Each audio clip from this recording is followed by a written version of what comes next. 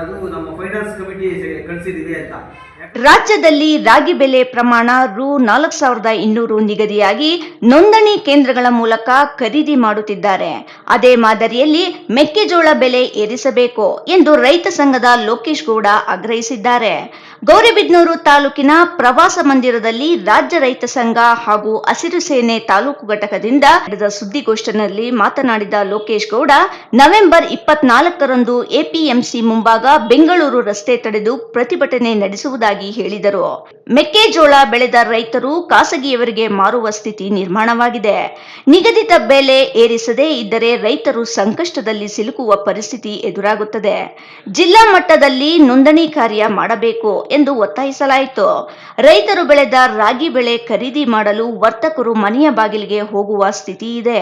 ರೈತರು ಬಹುರಾಷ್ಟ್ರೀಯ ಕಂಪನಿಯ ಅಡಿಯಲ್ಲಿ ಬೀಜಗಳನ್ನು ಖರೀದಿ ಮಾಡುತ್ತಿದ್ದಾರೆ. ಚಿತ್ರದುರ್ಗ, ಹಾವೇರಿ, ಚಳ್ಳಕೆರೆ ಪ್ರಮುಖ ಜಿಲ್ಲೆಗಳಲ್ಲಿ ರೈತರು ಹೋರಾಟ ಮಾಡುತ್ತಿದ್ದಾರೆ ಎಂದರು. ಅದು ನಮ್ಮ ಫೈನಾನ್ಸ್ ಕಮಿಟಿ ಕಳಿಸಿದೀವಿ ಅಂತ. ಯಾಕಂದ್ರೆ ಅಷ್ಟು ಖರೀದಿ ಮಾಡ್ಬೇಕಂದ್ರೆ ಇಷ್ಟು ದಿವಸ ಒಂದು ಕತೆ ಹೇಳ್ತಾ ಇದ್ರು. ಯಾವ ಕತೆ? ಅದು ಕೇಂದ್ರ ಸರ್ಕಾರ ದುಡ್ಡು ಕೊಡಬೇಕು ಅಂತ. ಆದ್ರೆ ಇವತ್ತು ಹೋರಾಟ ಜಾಸ್ತಿ ಆಗ್ತಾ ಇದೆ. ಇವತ್ತು 26ನೇ ತಾರೀಕು ಬರೀ ಗೋಲಿದ್ರು ಅಂತೆಲ್ಲ ಎಲ್ಲೆಲ್ಲಿ ಮೆಕ್ಕೆಜೋಳ ಹಾವೇರಿ, ಚಿತ್ರದುರ್ಗ, ದಾವಣಗೆರೆ, ಹರಿಹರ, ನಮ್ಮ ಚಳ್ಳಕೆರೆ ಈ ಕಡೆ ಎಲ್ಲ ರಾಜ್ಯ ಮಟ್ಟದಲ್ಲಿ ದೊಡ್ಡ ಮಟ್ಟದ ಹೋರಾಟ ನಡೀತಾ ಇರೋ ಕಾರಣ ಇವತ್ತು ನಮ್ಮ ಮುಖ್ಯಮಂತ್ರಿಗಳು ಶಾಸಕಕ್ಕೆ ಸ್ಪಷ್ಟತೆ ಇಲ್ಲದಿರುವಂತ ಒಂದು ಮಾಹಿತಿಯನ್ನ ಮಾಧ್ಯಮದಿಂದ ಕೊಟ್ಟಿದ್ದಾರೆ.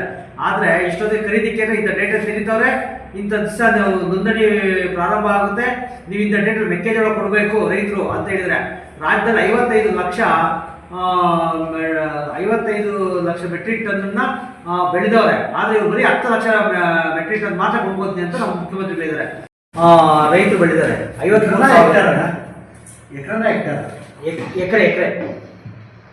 53,000 ಎಕರೆ ಮೆಕ್ಕೆಜೋಳವನ್ನು ನಮ್ಮ ಗೌರಿಬಿದನೂರು ತಾಲೂಕಲ್ಲಿ ಮೆಕ್ಕೆಜೋಳವನ್ನು ನಾಟಿ ಮಾಡಿದರೆ ಈ ಸರಿ ಸುಮಾರು 90ರಿಂದ 100 ಭಾಗದಷ್ಟು ಬೆಳೆಯನ್ನು ಫಸಲು ಬಂದಿದೆ.